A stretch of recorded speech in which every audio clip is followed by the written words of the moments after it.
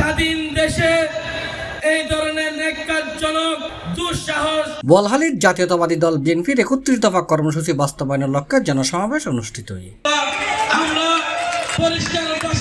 ফেব্রুয়ারি ৭ তারিখ শুক্রবার বিকাল ৪টায় মিরফারা হাজী হামিদুল হক সরকারি প্রাথমিক বিদ্যালয় মাঠত পৌরসভা ৬ নম্বর ওয়ার্ড বিএনপি এবং অঙ্গ সংগঠনের উদ্যোগে এই সমাবেশ অনুষ্ঠিত হয়। ওয়ার্ড বিএনপির সভাপতি হাজী আবু আক্তার সভাপতিত্বে একটা প্রধান অতিথি হিসেবে উপস্থিত আছেন উপজেলা বিএনপির সাবেক সভাপতি আজিজুল হক চেয়ারম্যান। প্রধান বক্তা আছেন উপজেলা বিএনপির সাবেক আহ্বায়ক মোহাম্মদ শওকত আলম।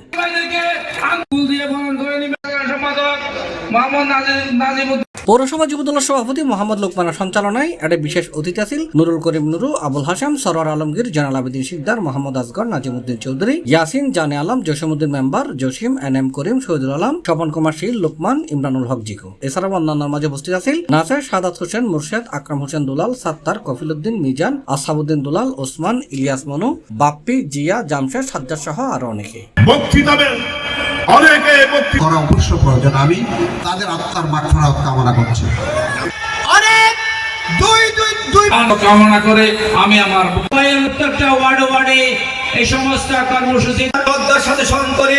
আপনি আজকে যে আমাদেরকে জনগণের আজকের সবার সম্মানিত সভাপতি চট্টগ্রাম দক্ষিণ জেলা যুবদলের